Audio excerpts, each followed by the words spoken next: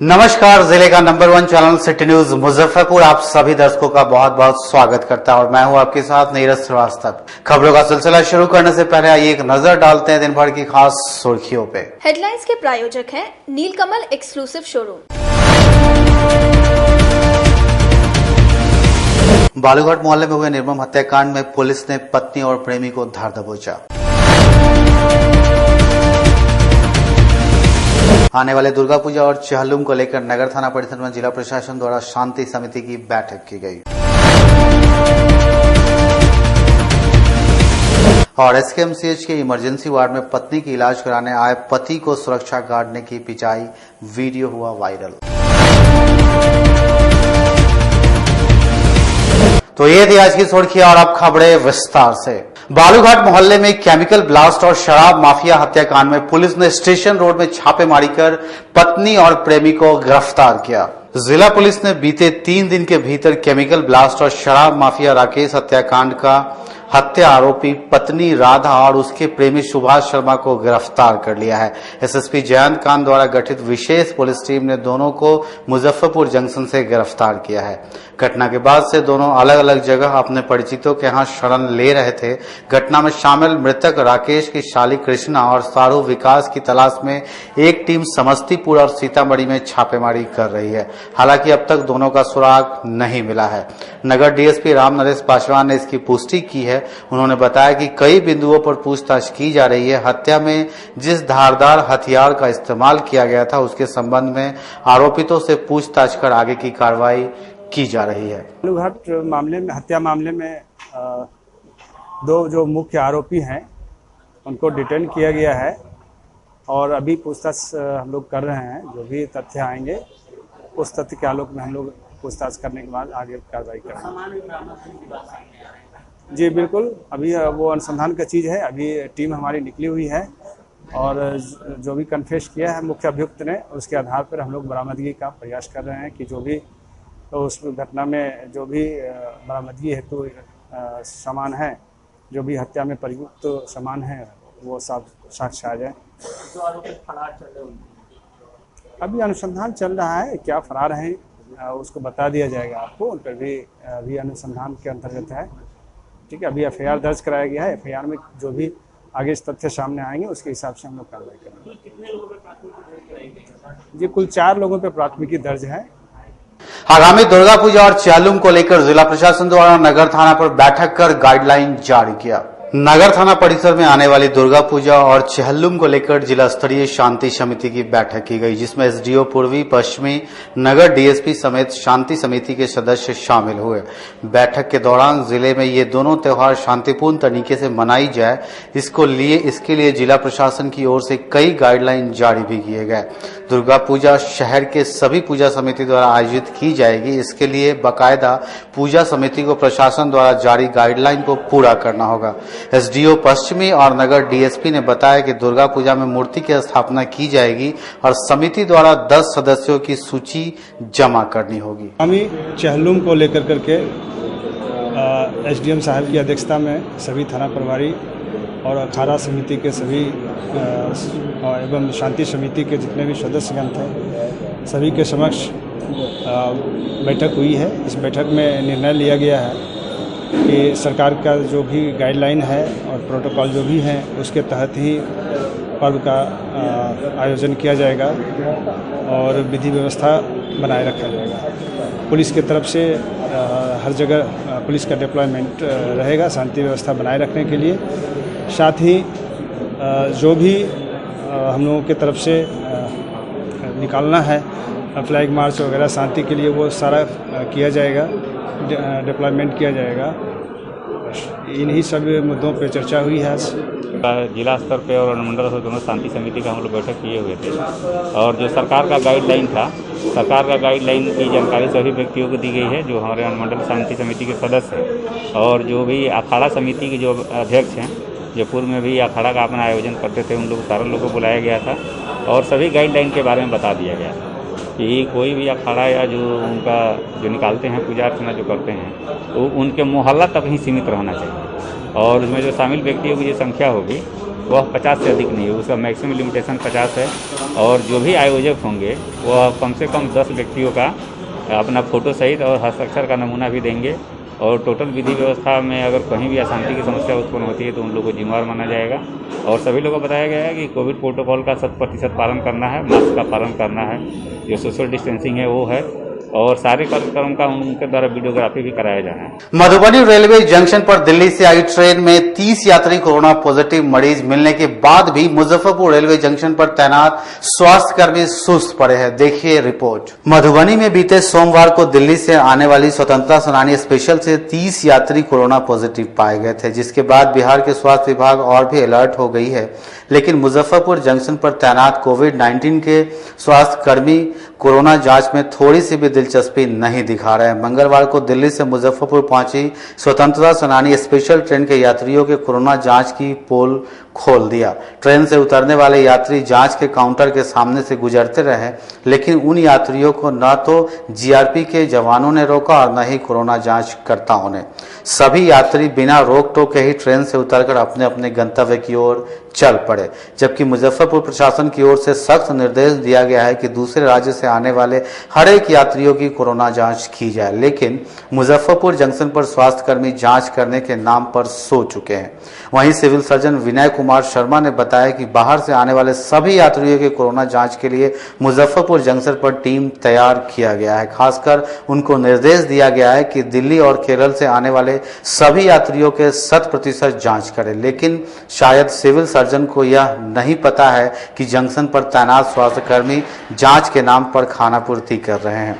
उन्होंने बताया कि रेल पुलिस के सहयोग नहीं मिलने की वजह से इस तरह के मामले सामने आ रहे हैं। अगर उनका सहयोग मिल जाए तो सभी की जांच हो पाएगी। अभी जो है उसके लिए स्टेशन पर लगातार टीम काम कर रही है और ख़ास करके उनको इंस्ट्रक्शन दिया गया है कि दिल्ली और केरल से आने वाली गाड़ियों के समय 100% लोगों का जो है जांच करने की कोशिश। ऐसी भी बात सामने आ रही है कि जांच नहीं, जांच हो रही है, जांच हो रही है, नहीं हो रही वाली बात नहीं। जांच काउंटर के सामने से यात्री बाहर निकल रहे हैं। उसके लिए हम लोगों ने डीएम साहब ने भी बोला है, वहाँ के एसपी को और पुलिस आरपीएफ आपका जीआरपी के लोगों को कहा गया है कि जांच में थोड़ा सहयोग करें। और इसके जो नोडल पदाधिकारी डॉक्टर सीके दास है खुद निगरानी कर रहे हैं, वो कई बार जा रहे हैं। उन्होंने कहा भी है कि मैं इम्पोर्टेंट रेल टाइम पर भी जाके देखूंगा कि जो है जांच हो रहा है। रेल पुलिस से सहयोग नहीं मिल पा रही अभी तक? नहीं आ रही है रेल पुलिस, कभी कभी नहीं भी रह रही है, लेकिन रहती है जनरली। और लाइन उसके लिए रस्सी से लाइन अप बनाया गया है लाइनिंग के लिए। पारू थाना क्षेत्र के हरिहरपुर गांव में पागल कुत्ते के खौफ से ग्रामीण दहशत में जी रहे हैं। हाल सुबह शौच के लिए निकली महिला को कुत्ते ने दौड़ा दौड़ा कर काटा।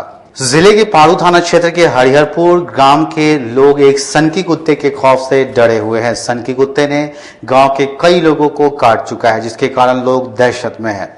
बुधवार को गांव के शांति देव को भी कुत्ते ने काट लिया। वह शौच के लिए निकले थे।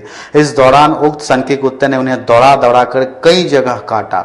इसमें वह गंभीर रूप से घायल हो गई।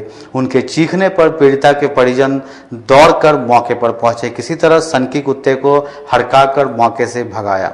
देखा कि महिला खून से लथपथ है। आनन फानन में उसे इलाज के लिए सदर अस्पताल में भर्ती कराया गया, जहां उनकी स्थिति गंभीर बताई जा रही है। मामले में पीड़िता ने बताया कि गांव के ही एक व्यक्ति ने कुत्ते को रखा है। वह इससे पहले भी कई लोगों को काटकर घायल कर चुका है। बुधवार को उन्हें भी काटकर जख्मी कर दिया। शिकायत करने पर कुत्ते को रखने वाले कहते हैं कि उन्होंने कुत्ता को नहीं रखा है।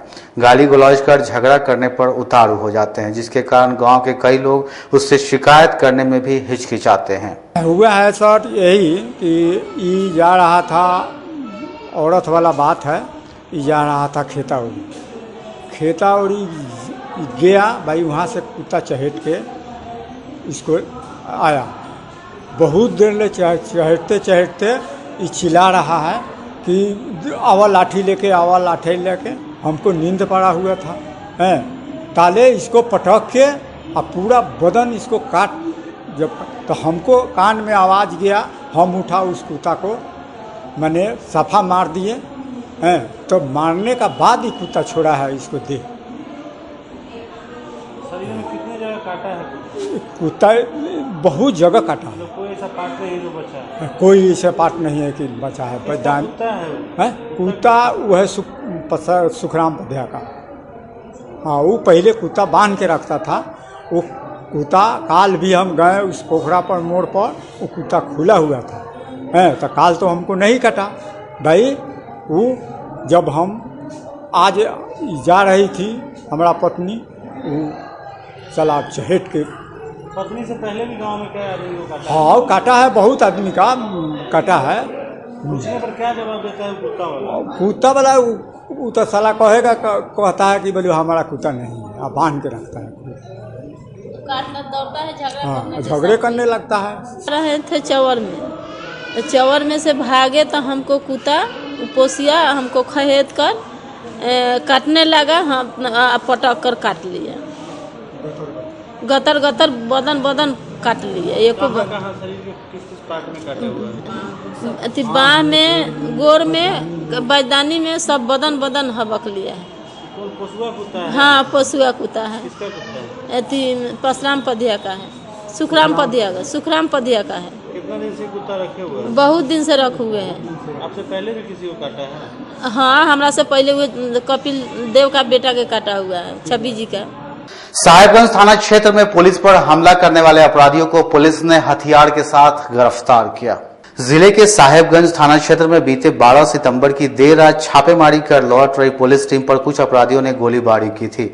अंधेरा का फायदा उठाकर अपराधी वहां से भाग निकले थे, जिसके बाद पुलिस लगातार छापेमारी कर हमला करने वाले 2 अपराधियों को हथियार व मोबाइल फोन के साथ गिरफ्तार कर लिया है। एसडीपीओ सरैया राजेश शर्मा ने प्रेस वार्ता के दौरान इस बात की जानकारी दी है।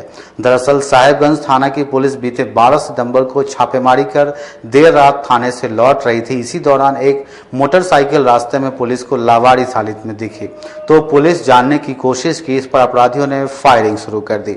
जवाबी कार्रवाई में पुलिस ने भी फायरिंग किया, लेकिन अंधेरा का फायदा उठाकर अपराधी मौके से भाग निकले, जिसके बाद पुलिस ने विशेष टीम बनाकर छापेमारी कर बरूराज थाना क्षेत्र के अभिजीत कुमार और विशाल कुमार को गिरफ्तार किया है। इसके पास से पुलिस ने एक देसी कट्टा, कारतूस और 4 मोबाइल फोन बरामद किया है। साहेबगंज थाना क्षेत्र में दिनांक 11 और 12 की रात्रि में साहेबगंज थाने की पुलिस जो है छापेमारी करके लौट रही थी लगभग 3 बजे के रात्रि में, और वहाँ पे जो रास्ते में जो है एक उन्होंने मोटरसाइकिल देखी लावारिस अवस्था में, तो जब रोककर उसकी जांच करना चाहा तो 2 अपराधी कर्मी थे जो कि पुलिस से फायरिंग किया। पुलिस ने भी जवाबी फायरिंग की। इसके बाद जो है वो अपराधी का पीछा किया गया, लेकिन अपराध कर्मी भाग गए।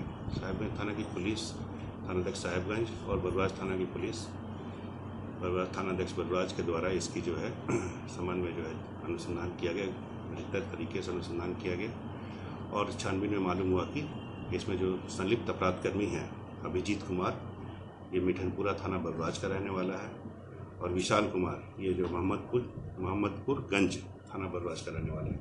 इन दोनों की जो है गिरफ्तारी की गई। पूरे मामले का खुलासा हुआ। पुलिस पर फायरिंग करने वाले जो अपराधी थे उनकी गिरफ्तारी की गई है। उनके स्वीकारोक्ति बयान के आधार पर हथियार और गोली की बरामदगी की गई है, जिसका कि इस्तेमाल किया गया था फायरिंग में। और इनके जो अग्रिम पूछताछ में 4 अन्य आपराधिक कांडों का उद्भेदन किया गया। सर पुलिस पर भी फायरिंग हुई है और अपराधी को भी गोली लगी है, तो गोली जो अपराधी को लगी उसकी गिरफ्तारी हो पाई? नहीं, एक अपराधी की गिरफ्तारी नहीं हुई है। उसके बारे में मालूम हुआ है कि वो छुप कर इलाज कर रहा है। और ये जो है पुलिस के द्वारा जवाबी फायरिंग की गई है, उसमें वहाँ पे खून गिरा हुआ था। इससे हमें लगा कि जो है अपराधी को गोली लगी है, और ये इसके पूछताछ में पुष्टि हुई कि हाँ उसको गोली लगी थी, जो कहीं पर छुप कर इलाज कर रहा है। घर पे रेड किया गया है, लेकिन वो फरार है। पहचान क्या हुई उसकी? हाँ पहचान हो गई है, लेकिन अनुसंधान के दृष्टिकोण से उसका नाम। समाहरणालय परिसर में महाराजी पोखर मोहल्ले के लोगों ने निगम प्रशासन द्वारा नोटिस दिए जाने के खिलाफ आमरण अनशन की शुरुआत की। महाराजी पोखर के निकट बसे परिवारों को हटाने की नगर निगम प्रशासक की नोटिस के खिलाफ भाजपा माले के बैनर तले महाराजी पोखर के लोगों ने जिलाधिकारी कार्यालय के समक्ष आमरण अनशन पर बैठ गए। वहीं माले के 5 सदस्यीय प्रतिनिधि मंडल ने जिलाधिकारी से मिलकर 5 सूत्री मांग पत्र सौंपा, जिसके बाद जिलाधिकारी आश्वासन पर आंदोलन को जारी रखने के संकल्प के साथ आमरण अनशन समाप्त किया। वहीं अनशनकारियों को संबोधित करते हुए सूरज कुमार सिंह ने कहा कि शहर स्थित महाराजी पोखर के निकट 50 साल से बसे सैकड़ों गरीब परिवारों को सौंदर्यीकरण के बहाने हटाने के लिए नगर निगम प्रशासक द्वारा जारी नोटिस को गरीब विरोधी बताते हुए नीतीश सरकार से मांग की कि इस तरह के गरीब विरोधी कार्रवाई पर रोक लगाई जाए। भाकपा माले द्वारा उनको उजाड़ने के खिलाफ गरीबों व आम लोगों को गोलबंद कर आंदोलन खड़ा किया जाएगा। स्मार्ट सिटी और जल जीवन हरियाली के नाम पर मुजफ्फरपुर शहर के अंदर में लगातार गरीबों को, फुटपाथी दुकानदारों को बेदखली का अभियान प्रशासन ने चला रखा है। ये सरकार की घोषणा है। सरकार की घोषणा है कि जब गरीबों को हम कहीं से उजाड़ेंगे तो सबसे पहले उसको बसाने की व्यवस्था करेंगे, लेकिन ये घोषणा रखा हुआ रह जाता है और आप गरीबों के घरों पे बुलडोजर चलाने का काम करते हैं। महाराजी पोखर के लोग जो कि बिल्कुल दरभंगा महाराज के रैयत है, ये कई कागजी इससे प्रमाणित होता है कि सब लोग दरभंगा महाराज के रैयत में बसे हुए लोग हैं, लेकिन गरीब आदमी है, मेहनत मजदूरी करके खाने कमाने वाले लोग थे। इनको पता नहीं था कि महाराज के यहाँ से भी कोई पट्टा बनता है, कुछ होता है। नहीं तो यहाँ बता दें आपको कि दरभंगा वहाँ महाराजी पोखर पर 6.5 एकड़ जमीन दरभंगा महाराज की थी, जान जाइए, और आज पोखर के नाम पर सिर्फ 4.5 एकड़ जमीन बची हुई है। तो 2 एकड़ जमीन कहाँ गया? 2 एकड़ जमीन उन तमाम लोगों ने अपने नाम से पट्टा करवा लिया जो लोग समाज के तेज तरार लोग थे, जान जाइए, जिनको इस बात का पता था कि दरभंगा महाराज का मैनेजर पैसा लेकर जो है पट्टा बनाता है, काटता है और एक कागज बनता है। उन तमाम लोगों ने कागज बनवा लिया और कागज बनवा के उन लोगों ने बंदोबस्त करवा लिया, लेकिन ये गरीब लोग नहीं जानते थे चीजों को। इन गरीब लोगों ने कोई कागज नहीं बनाया। इसलिए जान जाइए कि महाराजी पोखर के गरीबों की जो लड़ाई है, ये लड़ाई सिर्फ महाराजी पोखर की गरीबों की नहीं है, ये लड़ाई शहर के उन तमाम गरीब परिवारों की है, तमाम उन फुटपाथी दुकानदार भाइयों की लड़ाई है, जिन लोगों को प्रशासन बारी बारी से सबको नोटिस देगा। क्योंकि यहाँ पर मैं देख रहा हूँ कि अंग्रेजों का जो फूट डालो और राज करो का जो नीति है, उसी पर प्रशासन काम कर रहा है। प्रशासन भी इस बात को जानता है कि अगर एक बार में अगर नोटिस जारी कर दिए तो तमाम ये जो है पूरा जो है कि हमको घेर लेगा। इसलिए ये बारी बारी से जो है पूरे शहर के अंदर में जो है कि ये पूरा गरीबों को उजाड़ने का काम कर रहे हैं। आज हम लोगों ने जिलाधिकारी महोदय से मिला, हम लोग यहाँ पर आमरण अनशन में आए थे और जिलाधिकारी महोदय से हम लोग मिलने के लिए गए हैं और जिलाधिकारी महोदय से हम लोग की बातचीत हुई है और जिलाधिकारी महोदय ने कहा है कि हम एक जांच कमेटी बनाते हैं, हम वहाँ पर भेजते हैं, क्योंकि हम लोगों ने कहा कि सबसे ज्यादा वहाँ के लोग ही चाहते हैं कि उस पोखर की सफाई हो, लेकिन पोखर की सफाई उन लोगों के मकान को साफ करने पर नहीं हो। 1 साल पहले शिलान्यास हुआ उस जगह का, जान जाइए, और शिलान्यास हो गया और जिस कंपनी को मिला है टेंडर, उस कंपनी ने एक कुदाल मिट्टी तक ने नहीं निकाला। और किस आधार पे आप कह रहे हैं कि मकान अवरोध पैदा कर रहा है? तर्कहीन और बेबुनियाद ये मतलब बात है। आप ग्राउंड पे पहुंचे नहीं, आप जमीन पे उतरे नहीं और आप कह रहे हैं कि मकान सबसे बड़ा बाधक बना हुआ है।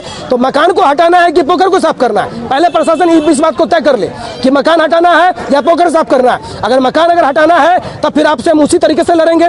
अगर पोखर साफ करवाना है तो हम सब लोग तो उसी काम के लिए आए। हम लोग तो कह रहे हैं कि पोखर साफ होना चाहिए, बिल्कुल साफ हो, क्योंकि पोखर से निकलने वाला सांप और कीड़ा मकोड़ा सबसे पहले इन्हीं गरीब लोगों के घर में घुसता है। वो किसी छत के मकान वाले के घर में नहीं जाता, इन्हीं लोगों के घर में जाता है। इसलिए पोखर आप साफ करिए, बिल्कुल साफ करिए, लेकिन गरीबों के मकान को हटाकर कोई पोखर की सफाई होगी तो ये बिल्कुल भी नहीं चलेगा। तो जिलाधिकारी महोदय ने कहा है कि हम उसको जांच करवाते हैं। ये जो 30 तारीख का नोटिस है, उन्होंने कहा है कि नहीं, 30 तारीख के नोटिस पर भी हम विचार कर रहे हैं, हम अधिकारियों से बात करते हैं। ये सब कुछ नहीं होगा, पहले हम जांच करवा लेते हैं, उसके बाद इस पर कुछ होगा।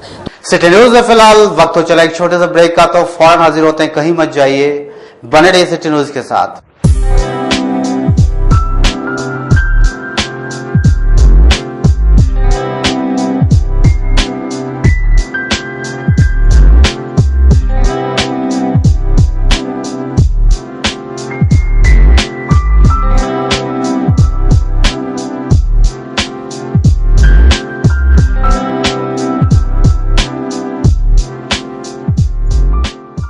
फैशन की दुनिया में कदम से कदम मिलाकर चलना चाहते हैं, वो भी कम बजट में, तो एक बार जरूर जाएं मोतीझील पूजा बाजार स्थित विकास कलेक्शन शोरूम में। यहाँ रेमन, पार्क, यूएस पोलो, मुफ्ती शर्ट, ब्लैकबेरी के एक्सक्लूसिव रेंज उपलब्ध है। इसके अलावा सियाराम के कोट पैंट, ब्लेजर और शेरवानी भी उपलब्ध है।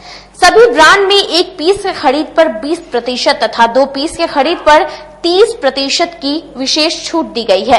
तो हमारे यहाँ एक बार अवश्य पधारे। हमारा पता है विकास कलेक्शन, बीबी कॉलेजिएट स्कूल के अपोजिट पूजा बाजार, मोतीझील। हमारा संपर्क नंबर है 9835104722।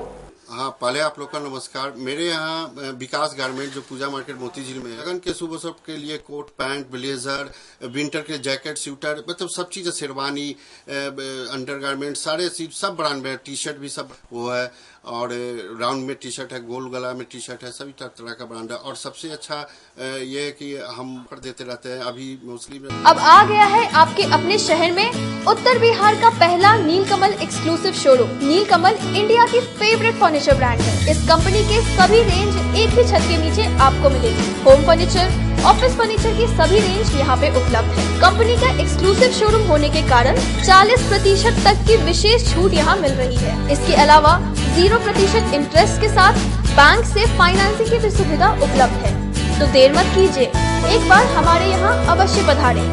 हमारा पता है Mithanpura, Narayanpur road, opposite to Vaishali management college, और हमारा कॉन्टैक्ट नंबर है 9334900888 और 7004320380। नॉर्थ बिहार का पहला एक्सक्लूसिव शोरूम मुजफ्फरपुर में यूए एसोसिएट के सौजन्य से नीलकमल का एक्सक्लूसिव शोरूम खुला है।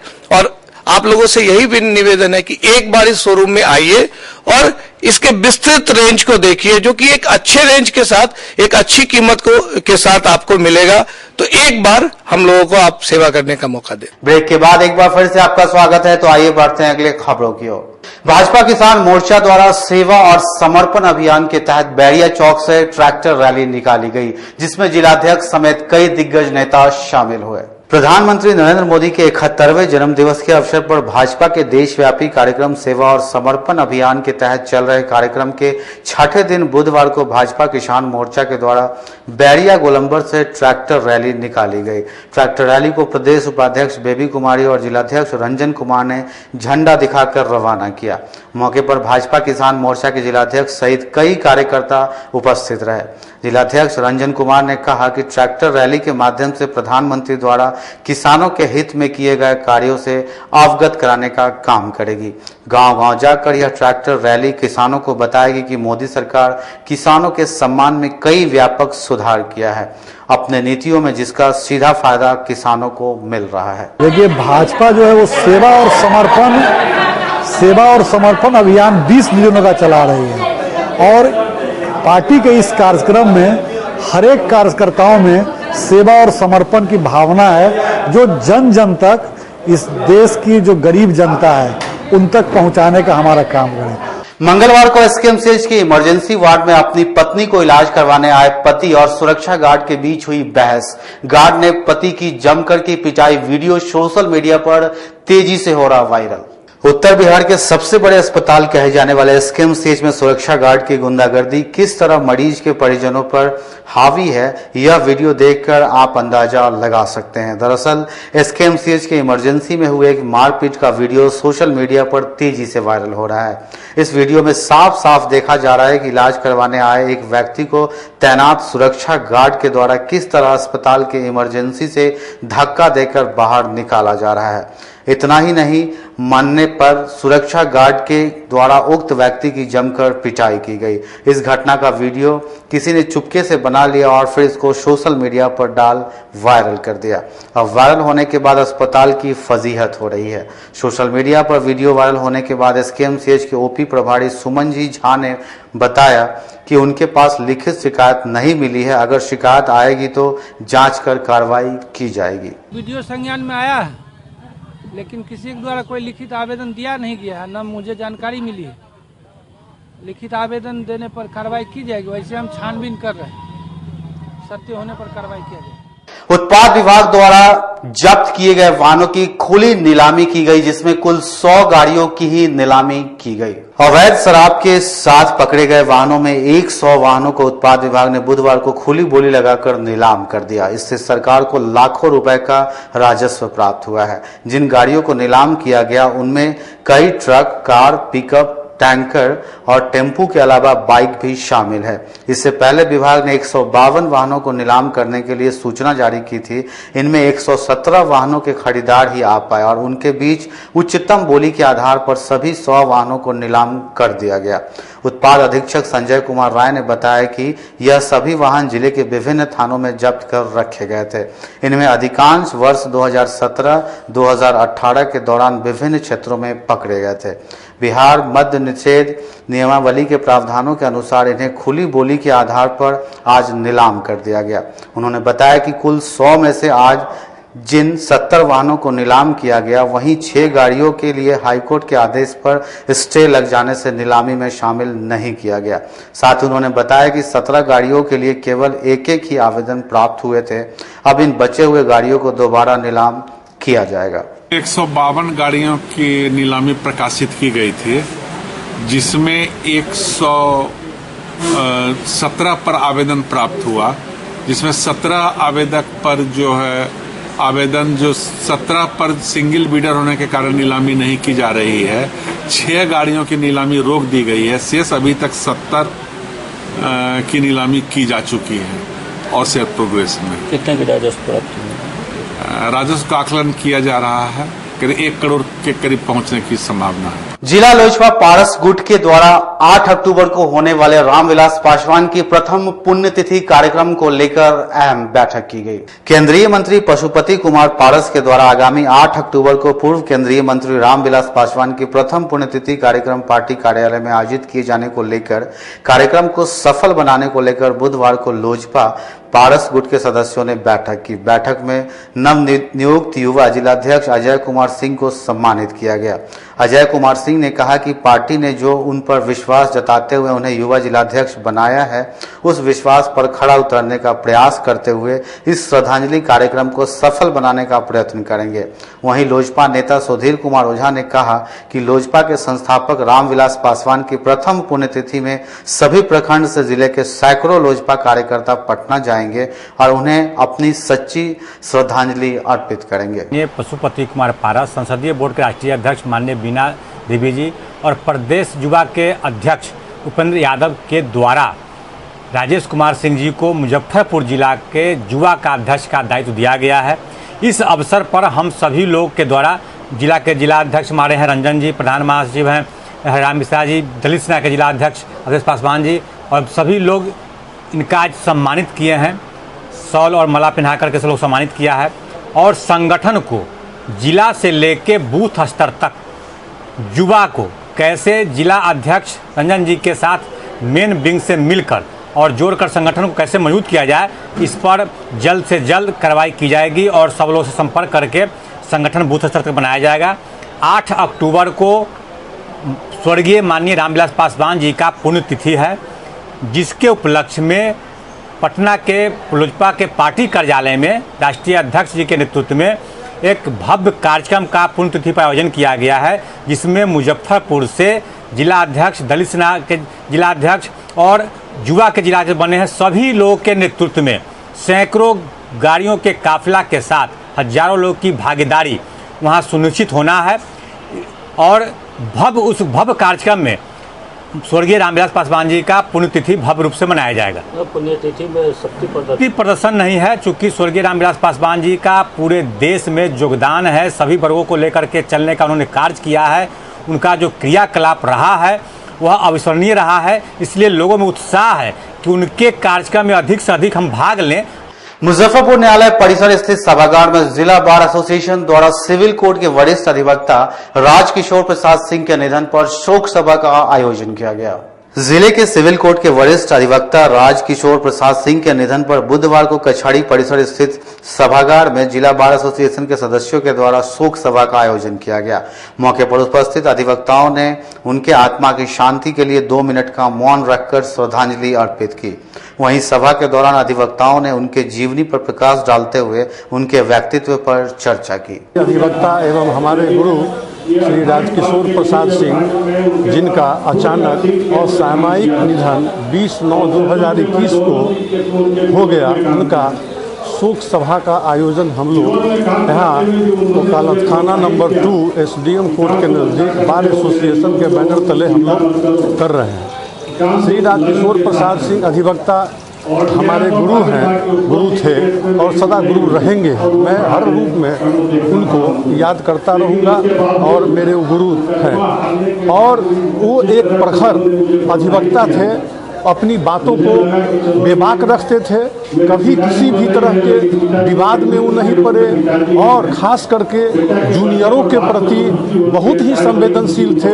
किसी जूनियर को भी अगर कुछ सीखना होता तो वो आता था और बेबाक उसको कानून का व्याख्या करके और अब समझाते थे। आज की खबरों में फिलहाल इतना ही, तो कल फिर मिलेंगे कुछ नई खबरों के साथ। तब तक के लिए इजाजत दीजिए हमारी न्यूज टीम को। नमस्कार।